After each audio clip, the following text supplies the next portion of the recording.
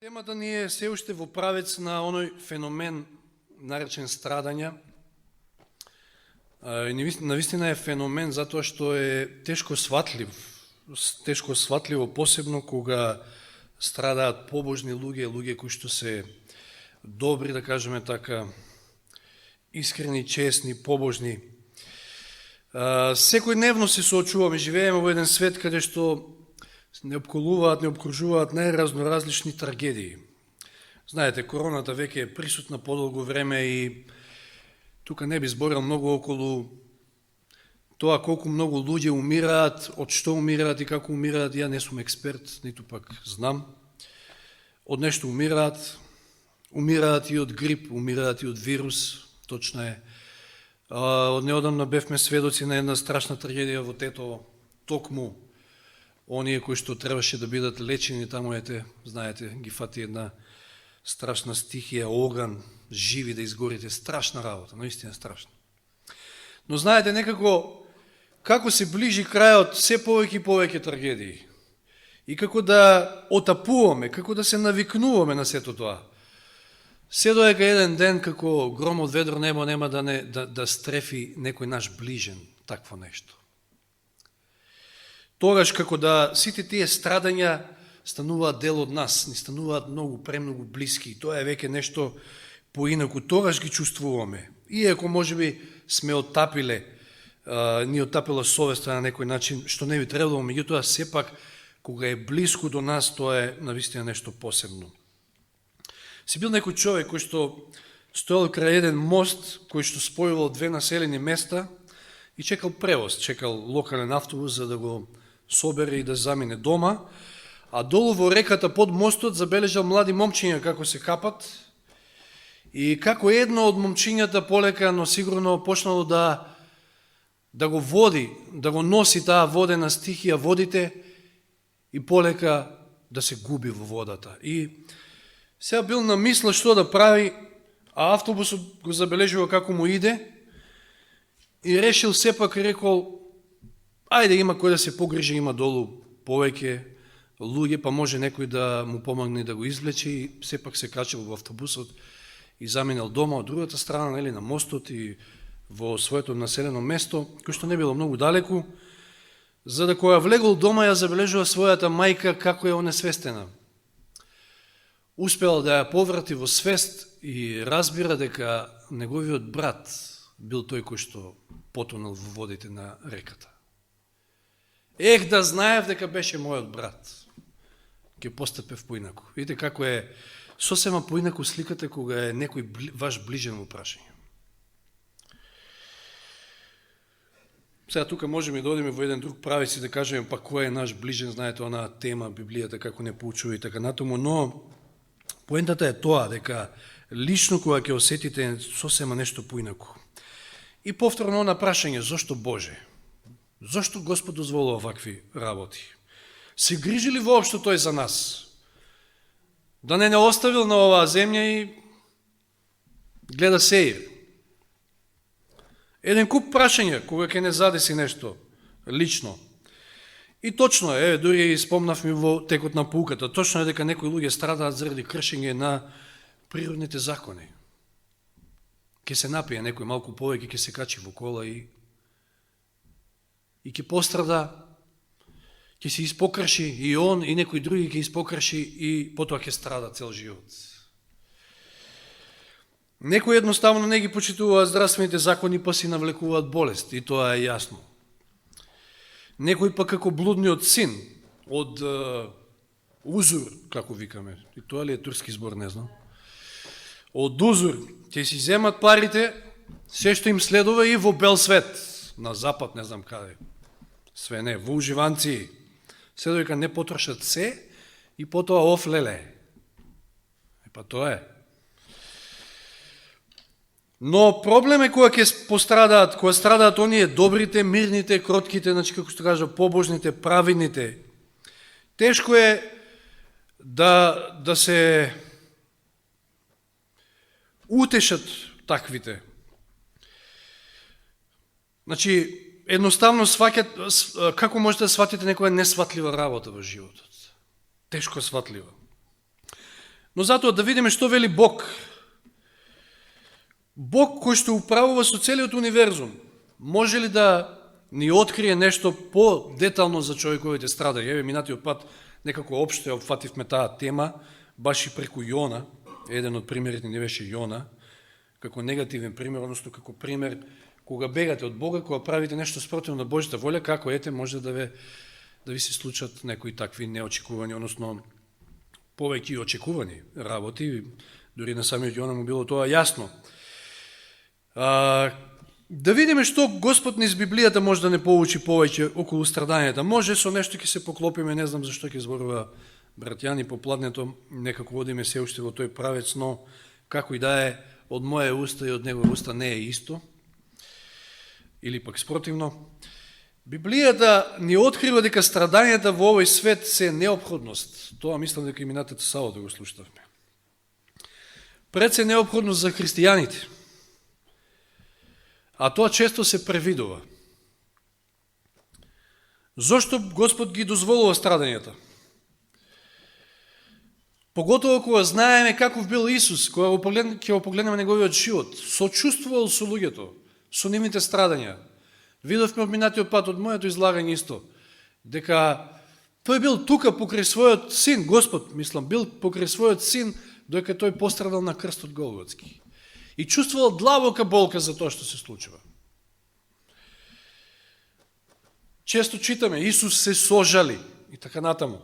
Ако не се сожалувал, тогаш немал да ги прави сите тие чуда, поминувал низ градови, низ села, цели области, сите ги исцелувал. Затоа што не сакал луѓето да гледаат како страдаат. Тоа е нашиот Бог, тој е нашиот Спасител. Да отвориме во 1 Петрово 4 глава, јас ќе гледам да скратам, да не се задржуваме премногу, иако не знам што би барале дома, врна надвор, така да...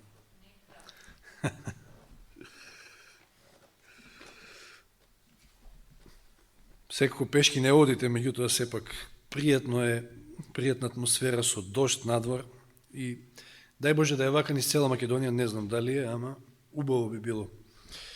1 Петрово 4 глава, 12 и 13 стих. Видите како Петар ни каже овде, Господ преку него секако. 12 и 13 стих од 4 глава. Возлюбени мои, не чудете се. Немојте да ви биде чудно на огненото испитување што се појави меѓу вас, за да ви искуша, како да ви се случува нешто необично. Немојте да се чудите. Туку радувајте се дека соучествувате во Христовите страдања, за да можете да се радувате и да се веселите при откровението на неговата слава. Петар не вели дека треба да се радуваме. Уште по-необично нешто. Да се радувате во страдањата, кога сте во искушенија, кога сте среде огнено испитување. Значи, страдање и патила се насекаде околу нас, и затоа не треба да не чуди ако некој од нас пострада. И Петар повикува на тоа дека не треба воопшто да се чудиме. Да се сетиме во моментов на праведниот Јов. Посебен случај, навистина. Сме го обработувале, нема да се задржам сега на Јов, но еве да прочитам уште еден стих сега од Павле во второ послание до Тимотеј 2:12. Мислам дека и Јани го спомна, ако не се лажам, или некој сличен стих беше. Ако трпиме, со него и ќе царуваме. Ако се одречеме од него, и тој ќе се одрече од нас. Ако сакаме да царуваме, треба да трпиме и да пострадаме. Раните христијани воопшто не ги избегнувале страдањата и воопшто не ги сметале за нешто чудно. Еве, Петар тоа исто не го кажува. Туку се радувале кога биле гонети, кога биле во разни непријатности. Иако знаеле дека Исус ја има сета сила му е дадена и на небото и на земјата. И некојаш и ние се прашуваме, па Господе, ако си толку силен, па зошто вака сега? Зошто дозволуваш вакви работи? Зошто не реагираш? Значи, Господ не би дозволил така и би реагирал кога не би имал некаква божествена цел во сето тоа. Затоа и го дозволува. И свесни сме дека како се ближиме кон крајот, дека страдања и патила ќе има се повеќе и повеќе. Видите, во една во едно вакво мало искушение, ќе кажам, како што се молеше браќани, па што се изнаслучува во овој свет. Меѓутоа, ова е само мал дел од она што ќе се случува. Јас пак ќе кажам, неколку пати бев во дискусија со нашите газди таму во Штип, некако како се обидува газдата, поготово да ме убеди дека треба да примам вакцина. И јас стално му повторно му велам за болест која што има смртност, на светско ниво зборам, кај нас тоа е посебна приказна од што умираат толков голем број, за болест која што има смртност од 0,13%, тука некаде се движи. За вакцина која што не е испитана и е експериментална, вие самите гледате, значи, една доза, не две, па сега 3 бустер, ваква, таква доза, ќе дојде 4 и така натаму. Не ми паѓа на памет. Но, што правиме? Библијата ни кажува кога процентот на мртви и на оние кои што страдаат ќе биде, не ни кажува процент, ама ќе паѓаат вели илјадници таму псалмистот. 50%, 60%, 70%, замисли си такви ситуации. Помори! За помори зборува Исус во 24 глава Матеј. Кон такви страдања се движиме.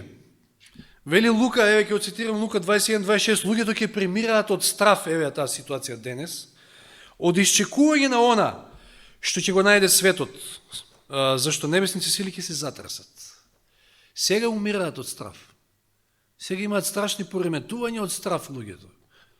Од страф се редат таму да се вакцинираат. Од ништо друго.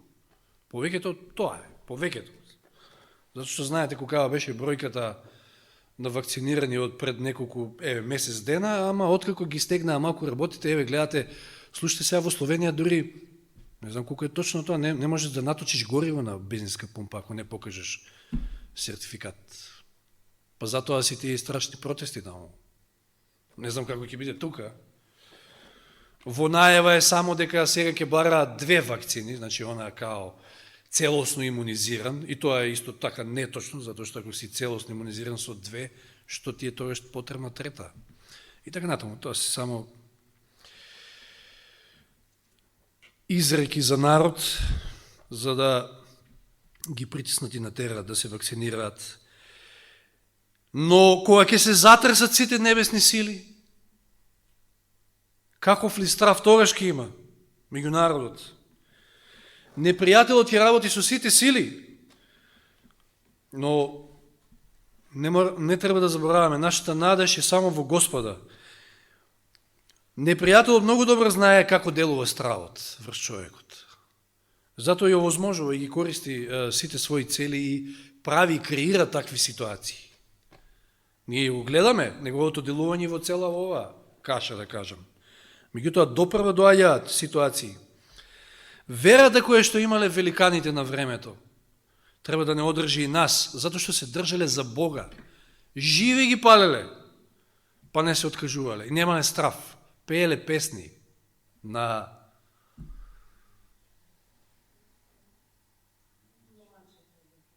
не ломача. Клада. Затоа застанав. Бидејќи кој знае колку пати големата борба сме ја прочитале со преводот на Тасевски, па затоа ломача ни се врти во глава. Ама тоа е сега.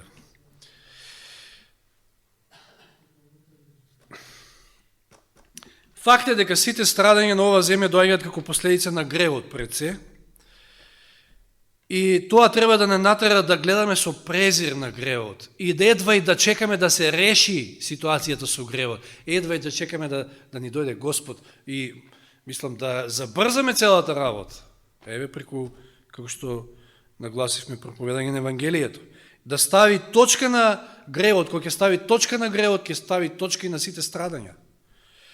Но од друга страна, Бог, знаеме, бидејќи знаеме од Исаија 53 глава, минатиот пат ја цитиравме малку, дека Исус ги зел врз себе сите болки, сите страдања, сите гревови, тоа треба да ни влее љубов кон нашиот Спасител до максимум. Тој ги зема како товар врз самиот себе сите наши болки и сегашни, и идни, и претходни што ни биле, и така натаму, и така натаму. И од друга страна страдањата се еден вид на еден Божји метод за да ни го изгради карактерот. Видите како сето тоа е испреплетено со карактерот и со познавањето на Бога. Ќе видиме дека токму преку страдањата ние уште по-јасно и поубаво го запознаваме Бога. А видовме што значи познавање на Бога. Тоа е вечен живот. Тоа е пак спасение. Имаме ли некаква корист од страдањата? Еве сега да се префрлиме на тој дел. Сте изговорили ли некојаш во животот реченица од типот камо да не се родев? Молам? Да. Камо да не се родев. Јов кажа такво нешто. Јов кажа такво нешто. Во Јов во 3 глава, 3-4 стих, па 11, во 13 тамо ќе читаме, Јов 3:3. О, да загинеше денот во кој се родев и ноќта што соопшти, се зачна машко. Да загинеше, да го немаше тој ден, да не се случише воопшто. Значи, со други зборови, камо да не се родев. Тој ден нека стане црна темнина, Бог од висините да не си спомнува за него, сончевата светлина на него осветлува повеќе. 11 стих, зошто не сум мртов од мајчиното крило, зошто не издивнав излегувајќи од утробата. Еве, ако веќе се родев барем одма да умрев. Зошто ме прифатија двете колена и двете гради за да ме надојат? Во вечен мир би почивал сега, би спиел, својот покој би го уживал. 26 стих, ни покој ни мир нема веќе за мене во моите маки, никогаш нема починка. Каква ситуација? Знаете, некојаш може да изговориме такво нешто, камо да не се родев, без да сватиме дека преку тие страдања, кои што најчесто не тера да кажеме такво нешто, дека ние всушност се раѓаме наново преку тие страдања. Господ не раѓа, да кажам така, значи наново преку тие страдања. Вакви зборови, камо да не се родев, кој знае колку пати слушнав од устата на мајка ми. Знаете, никој од вас не знае ни што сум поминал јас како дете, затоа што не сум човек кој што сакам да се гледа кон мене со сожалување, не знам што. Можда Гоце нешто знае, мада и со него не се знаевме тогаш. Меѓутоа, ако знае некој што е парализа, тогаш јас многу добро знам, гледајќи, мислам, кај мајка ми. Јас откако знам за себе, таа беше парализирана. И едва ги извршуваше домашните обврски со наша помош. И само ќе ви откривам еден мал детал. Какво беше моето детство и зошто се потребни и корисни страдањата? Зошто велам немаше да бидам овој ако не беше таквиот живот? То со сигурност. Какво беше моето детство? Сум открил дека можеби дека бев педантен уште од прво оделение, значи татко ми ќе ми покажеше малку на почетокот математика, ово, на правопис, тие работи. Правописот никогаш не го совладав у смисла, пошто мојот правопис е кривопис на некој начин. Не знам убаво да пишувам, меѓутоа ред други работи, знаете како е прво оделенче, така натаму, прв пат се соочува со букви ваму таму, како да ја напишеш ово. Океј, и потоа си бев педантен, сам со себе. Ки си научев, домашно ки си напишам, и јас сум слободен, надвор, ме чекаат другарите да играме фудбал пред се, меѓу другите игри. И ако дома немаше никој, а игралиштето не беше во непосредна близина, ветеринарната станица, Гоце знае, дворот од ветеринарната станица во Свети Николе, и ќе го слушнав само незиниот глас, како вика по мене, оставав и фудбал и се трчам дома да видам што треба. Дали требало тенџере со вода да се стави на огнот, не знам што, ова, она, било што и да е. и требало сол, и требало вегета, не знам од некаде не може да се снајде или да... Тоа е само еден мал дел.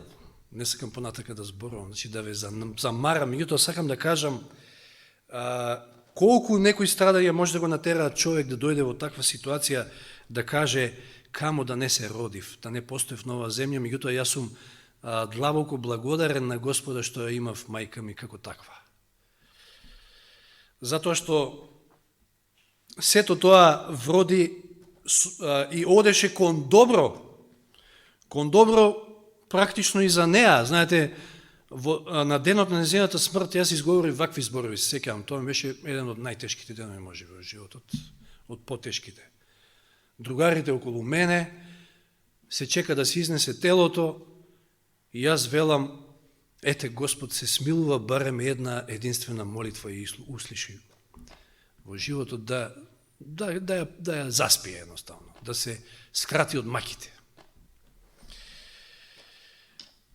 Токму преку страдањата ние ги учиме најскапоцените лекции во животот. Сум бил добар ученик, па не знам што све не ми идеше до основно оделение, мислам 8. Меѓутоа, како се да избрише Господ од сето тоа. Не баш се, точно е дека некои работи многу ми користат и денес, ама тие животни лекции што ги научив дома, никад не се бришат и не се избришаа. Тоа е најголемото школо. Најскапоцените лекции се учат. Во животот и поготово во таков живот и страдања која се во прашање. Филипјаните 3 глава 8 и 10 ки читаме. Што вели Павле овде? Вели, во суштина јас и сега сметам се за загуба заради преважното познавање на Христа Исуса. Не е битна ни толку ни математика, ни не знам што сето тоа што сум знаел. Најважно е познавањето на Христа Исуса, познавањето на Господа. Мојот Господ вели, заради кого изгубив се и се сметам за отпад за да го придобијам Христа. 10 стих вели, за да го познавам Него и силата на Неговото воскресение и учеството во Неговите страдања, станувајќи сличен на Него во Неговата смрт. Желбата на Павле да го запознае Исуса и како гледаме дека од близу му беше исполнета. И секој од нас би посакал да има таа интимна, блиска заедница со Господа, да ја познае силата на Неговото воскресение, Неговиот мир, радоста и така натаму. Меѓутоа, како можете да посакувате да бидете учесници во Неговите страдања? Павле знаел што бара. Знаете, никој од нас не сака да страда. Кој сака? Кој сака како човек да страда? Сите бегаме од такво нешто. Дори од малку потешка работа па ќе избегаме. А не па од не знам какви страдања. Па токму Исус пострада за нас. Замисли си што напушти. Каде дојде, како заврши. Заради нас.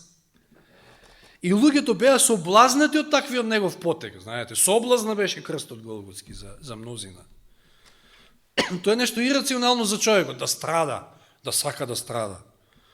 Но така избра Бог за него, за Бога беше тоа единствениот начин за да го оправда грешникот, преку страдањето на неговиот син. Минатиот пат зборувавме повеќе за тоа. Ајде сега да разгледаме, цитиравме веќе Павле, меѓутоа ова беше на некој начин како малку подолго вовед и накратко сега ќе разгледаме два лика од Библијата, преку чие искуство ќе одгатнеме некои дилеми поврзани токму со ова вечно прашање зошто Боже, зошто страдање, зошто маки. Првиот е Павле. Второ послание до Коринќаните 11 глава. Каков живот помина Павле? И тоа откако се обрати, откако стана христијанин. Значи, највеќе тој дел го обработуваме. Зошто, Господе, страдаат праведници? Второ Коринќаните 11 глава, од 24 стих. Често пати сме ги читали овие редови, меѓутоа некако тешко сваќаме, веројатно, што се е поминал овој лик. 24 стих. Од јудејците примив 5 пати по 40 удари без еден. Ја мислам дека у животот само еден шамар од татко ми сум добил и еден бокс од еден другар, толку. Никој не ме тепал, не знам, ме удирал.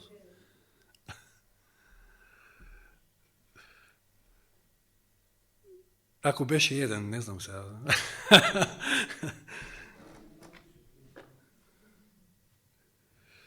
Да. 3 пати бев бичуван, еднаш каменуван, 3 пати доживеав бродолом, ноќ и ден поминав на длабоко море. Јона не бил сам во ова искуство, вакво искуство.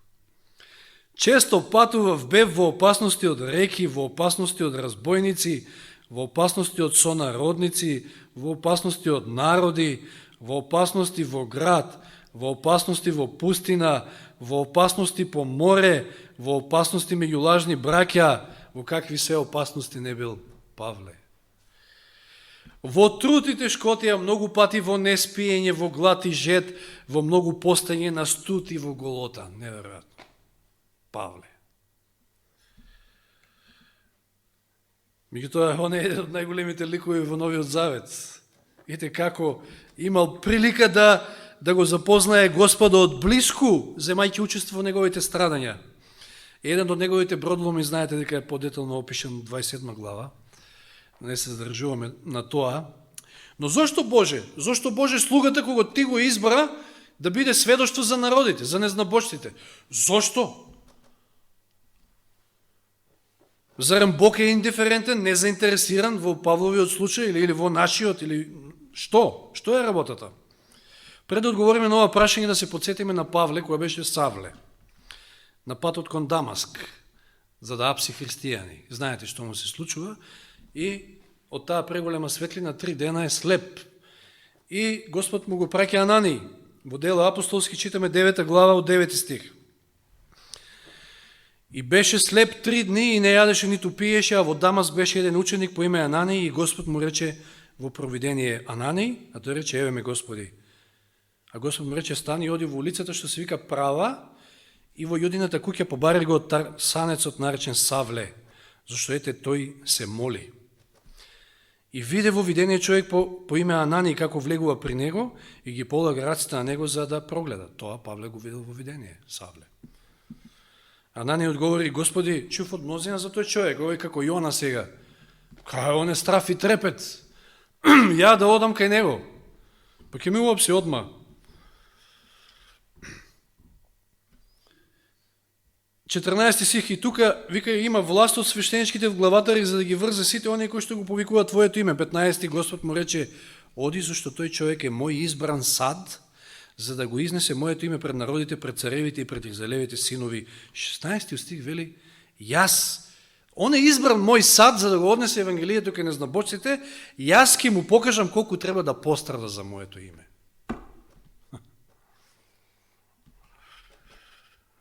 Избраниот Божи сад. Но Господ меѓу другото и треба да му покаже колку треба да пострада. И откако на Павле му е јасно на каков пат си упатил, тој тоа го прифаќа своеволно. Кажи што треба да правам, како вели таму. И тоа малку му било, па уште и посакал да го познае Бога преку неговите страдања, да земе учество во неговите страдања. Во Филипјаните 3.10 кога вели за да го познавам него, силата на неговото воскресение и учество во неговите страдања, на англиски поблизу ке тој збор вели fellowship, другарство, заедништво во неговите страдања. Сите ние сме искусиле можеби во животот. Знаете ли кој ви станува најдобар пријател и другар? Со кого што заедно делите страдања. Неверојатна близина стекнувате тогаш со личноста со која што делите еднакви страдања. Страдањата ја права таа заедница цврста. Значи, посебно интимна станува заедницата во страдањата. Во една друга прилика, Павле ќе каже во 2 Коринќаните 12 глава, од 7 до 9. Вели самиот, за да не се возвишам поради прекумерните откровенија, даден ми е трн во телото, сатанин ангел, за да ме удира, за да не се возвишам. 3 пати го молев Господа за тоа, да го отстрани од мене. И тој ми рече, доста ти е мојата благодат, зашто мојата сила се покажува совршена во слабоста. Затоа, со поголема радост ке се фалам во своите слабости, за да се всели во мене Христовата сила. Видите, која е користа од страдањата? Добивате поголема сила, поголема близина со Господа имате. Па самата сестра Елен Вајд во најголемите своји страдања тврди дека била најблиска до Бога. Токму во тие мигови. Значи, апостол Павле овде јасно учи дека страдањата имаат божествена цел. Тие кријат големи благослови во себе. Се едно друго прашање, дали треба да бегаме од страдањата? Еве, Јона беше бегалецот, знаеше како што ќе го снајде таму, можеше да предпостави, и избегал. Ама, ете, после му се случија страдање од поинаков тип, кој што ќе кажеме ги заслужил на некој начин. Но тоа Господ најдобро знае. И сега да погледнем уште еден лик старозаветен, исто огромен лик, голем Божи слуга, Мојсе, 11 глава Евреите, од 24 до 26. Пред да ги прочитам, ќе кажам, благороден човек, талентиран, неверојатно, млад, со висока школа, во највисоките школи на најголемата држава, царство во тоа време Египет, најпрестижни факултети. Тој истиот Мојсей, кога дозна дека е евреин, што реши во Евреите 11 глава 24 до 26? Преку вера Мојсей, кога порасна, одби да го нарекуваат син на фараоновата керка. Знаете, каде можеше да заврши и денеска може да се гледат статуи таму од меѓу другите фараони од Мојсија. Но одби да се наречи син на фараоновата керка. И со поголема желба сакаше да страда заедно со Божиот народ, отколку да се насладува за кратко време на гревот. Зашто хулењето на Христа го сметаше за поголемо богатство од египетските богатства, зашто имаше предвид наградата. Тој е Мојсей. Со такви предности во животот, талентиран, неверојатно надарен, да се реши на ваков чекор. Што би рекли луѓето денес за него? Што велат луѓето денес за нас, а не па за него, за таков случај. Мојсей ги остави високите школи за да, што? За да бидеш овчар 40 години прво. Замисли си, го остави Египет и тие престижни школи, зашто? За да бидеш 40 години овчар. Како звучи ова и во денешно време? Ама кариера, кај можеше да завршиш, гледа кај отиде. Но будала ли беше Мојсей што направи ваков избор? Повеќе сакаше да страда со Божиот народ, ама да биде со Божиот народ, да биде до Бога, со Бога, со Божиот народ. Откако ја заврши својата служба на земјата, замислите си каков погреб, сам, без никакви почести. Ама живот. Ќе речат на некој. Никој нема дојде на погребот. Но Мојсей имаше таа чест да биде воскреснат и после 15 века заедно со Илија е испратен за да го тешат и да го храбрат Исуса пред неговите страдања кои што надоаѓале. Па не случајно. Мојсей беше страдалник, Мојсей знаеше како е, Мојсей беше испратен, меѓу другото, да го теши Исус.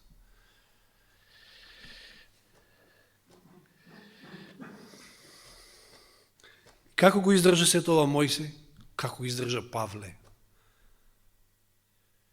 Евреите 11:27 следниот стих вели: преку вера го напушти Египет, не плашејќи се од царевиот гнев, зашто издржа како да го гледа невидливиот.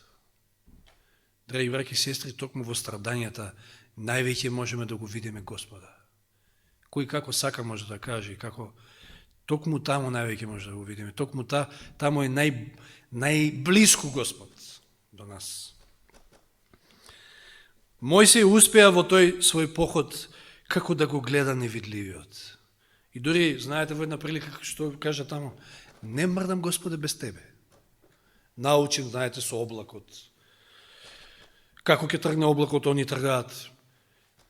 Господ вели, не можам јас овој тврдоглав народ. Не, Господе, ја не мрдам без Тебе. Ако не си со нас, не мрдаме. Уште Павле запишал, значи, Мојсей е свесен, пред да го цитирам пред следниот стих, дека постои божествена цел во страдањата. Бил свесен и Павле. Уште Павле во Римјаните 5.3 ќе каже, Римјаните 5.3, но не само тоа, туку се фалиме во неволите, знаејќи дека неволјата раѓа трпение, како и во Јаков што читавме стихови, минатиот пат. И тој се фали, видите таму како да се фали, оволку пати ме шибааме, тепааме, бродоломи, ова, она. Кој би се фалил со тоа нешто? Второ Коринќаните 12.10, исто Павле, затоа уживам во слабости, во навредување, во маки, во прогонување, во тага за Христос, зашто кога сум слаб, тогаш сум силен. Уживам, заметите. Тоа е во ревидираниот превод, тука е подобар. Уживам во слабостите, во навредување, во маки.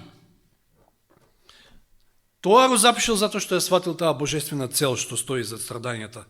Затоа и не се обидел да бега. Ни Мојсей, ни Павле. Туку со радост ги поднесувал. Што пак да кажеме за Јован Крстител? Каков бил животот на Јован Крстител? Како завршил животот на Јован Крстител? А видите што вели Елен Вајт? Завршен цитат, завршно се. Нема да дојдеме до 12 часот, иако со комплетно службата, да. Веројатно. Копнежот на вековите 224-225 страна. Видете го овој цитат од Елен Вајт. Пред се за Јован Крстител, но и нешто пошироко. Не опфаќа сите нас, верувам. Вели, Бог никогаш не ги води своите деца поинако отколку самите што би избрале да бидат водени кога би можеле од почетокот да го видат крајот. Често пати го цитираме ова. Ако ние би го виделе крајот од почетокот, ако ние видиме целта Божја дека тој сака да не спаси, тогаш ќе речеме, Господе, не се противиме, води не така како што не водиш. И да ја разберат, вели, славната намера што ја исполнуваат како негови соработници. И вели, ни Енох, кој е одведен на небото, ни Илија, кој се вознел во огнена кола, не биле поголеми и повеќе почитувани од Јована Крстителот, кој умрел сам во затвор. Многу мокни зборови. Потоа се цитира Филипјаните 1.29. Вам ви беше дадено заради Христа не само да верувате во Него, туку и да страдате заради Него. И потоа, ова е круната, ова е точката, ова е најубавото за мене. Од сите дарови што може да им ги даде небото на луѓето. Внимајте, од сите дарови што може небото, што може Господ да им ги даде на луѓето, заедницата со Христа во неговите маки е најголема доверба и најголема чест.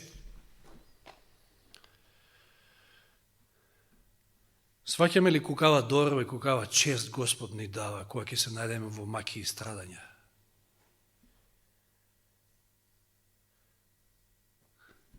Затоа што тогаш највеќе се поврзуваме со Него, тогаш највеќе го разбираме, тогаш највеќе го сваќаме и Него, и спасението, и гревот каков е страшен, и се сваќаме, како на филмско платно пред нас, се е јасно и чисто. Затоа ќе повторам уште еднаш, од сите дарови што може да им ги даде небото на луѓето, заедницата со Христа во неговите маки е најголема доверба и најголема чест. Слава нека му е на Господа. Имаат своја цел страдањата. Не се залудно. Незалудно Господ изгледа како да е неизаинтересиран кога страдаме. Не. Сето тоа има своја цел. И пак ќе кажам во духот на онаа проповед од минатата сабота, целта е нашето спасение. Нека му е слава на нашиот Спасител, на нашиот Господ. Амин.